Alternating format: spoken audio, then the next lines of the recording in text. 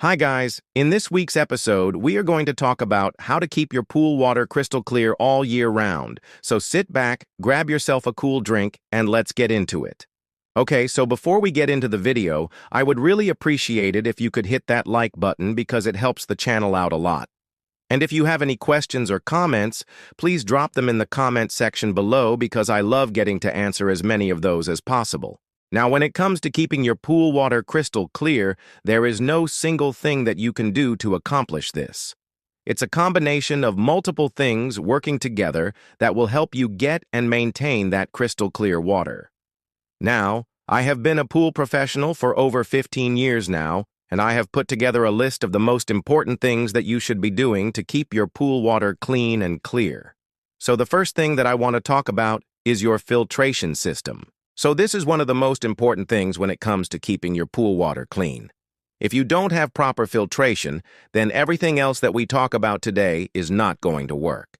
Now, depending on what type of pool you have, you're going to have different types of filters. You may have a sand filter, a cartridge filter, or a diatomaceous earth filter. Now, each one of these filters has their own specific media, and they need to be cleaned at different intervals. Now, as a general rule of thumb, if you have a sand filter, you're going to want to be cleaning that every 6 months or so. Now, it really depends on how much you run your filter and how much debris is getting caught in the filter. Now, you know you need to clean your sand when the pressure readings have increased by about 25% from when it was last cleaned. For example, if your pressure was 10 pounds when you cleaned your filter, then your pressure is going to be around 12.5 pounds when it needs to be cleaned again.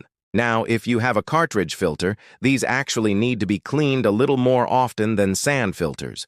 You'll want to be cleaning these every 3 months or so, or if you notice that your water flow starts to decrease, you may need to clean it sooner than that. Now, with a DE filter, these are probably the easiest filters to keep clean.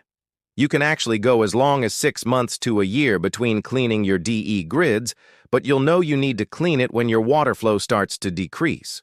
The next thing that we need to talk about is your pool pump.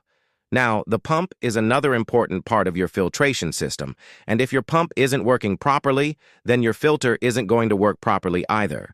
And it's really important that you know where your pool pump strainer basket is, and that you are cleaning that out at least once a month.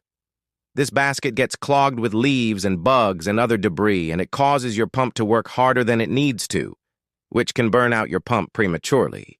The next thing that I want to talk about is shocking your pool. Now, shocking your pool is a really important part of keeping your pool water sanitized and clean. Now, shocking your pool kills off any bacteria that might be in the water, and it helps your sanitizer, such as chlorine or bromine, to work better. As a general rule of thumb, you want to be shocking your pool once a week, but if you have a heavily used pool, or if you have a pool heater, or a saltwater pool, you may need to shock your pool more often. There are different types of pool shocks that you can use. You can use granular shock or liquid shock. They both do the same thing. It's just in a different form.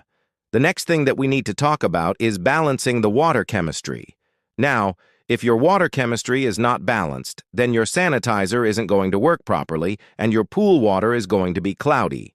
Now, the water chemistry that you need to be testing for is pH, total alkalinity, calcium hardness, and a stabilizer. Now, your pH should be between 7.2 and 7.8. Total alkalinity should be between 80 and 120 parts per million. Calcium hardness should be between 200 and 400 parts per million, and your stabilizer should be between 30 and 100 parts per million. Now, if your water chemistry is out of balance, you can use chemicals to bring it back into balance. Now, it's really important that you test your water chemistry weekly and that you keep it in the range that I just gave you. The next thing that we need to talk about is your chlorine or your sanitizer. Now, keeping your chlorine at the proper levels is another important part of keeping your pool water clean. The reason why is because chlorine kills the bacteria that grows in your pool and it oxidizes any contaminants that get into your pool, such as body oils and lotions, grass clippings, and leaves. Now, the amount of chlorine that you need to keep in your pool depends on how many people are swimming in your pool and how hot the weather is outside.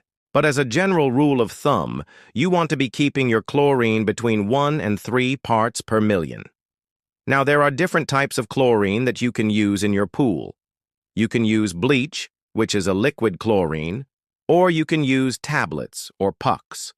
Now, both of these are forms of chlorine, and they do the same thing. It's just that one is in a different form than the other. All right, so the next thing that we need to talk about is backwashing your filter. Now, backwashing your filter is really important. If you have a sand filter, this is when you put the filter in reverse to clean it. Now, when you run your filter in its normal mode, all of the debris that gets caught in the filter gets trapped in the pores of the filter media. Now, over time, this can cause the efficiency of the filter to decrease, and it can cause the water to become cloudy. So periodically, you want to put the filter in reverse and wash all of the trapped debris out of the filter. Now, how often you need to do this really depends on how often you run your filter and how much debris is going through the filter. But as a general rule of thumb, if you have a sand filter, you should be backwashing it every 100 to 200 filter runs. Now, if you have a cartridge or a DE filter, you don't need to backwash the filter. Instead, you should be cleaning the filter media as I talked about earlier in the video. Now, another important thing to keep in mind is that you should never be using your hose to fill up your pool. Doing this can introduce a lot of contaminants into your pool, and it can cause your pool water to become cloudy. Instead, you should be using a submersible pump to fill up your pool. Now, the next thing that I want to talk about is something called a clarifier. A clarifier is a chemical that you can add to your pool to help make the water clearer.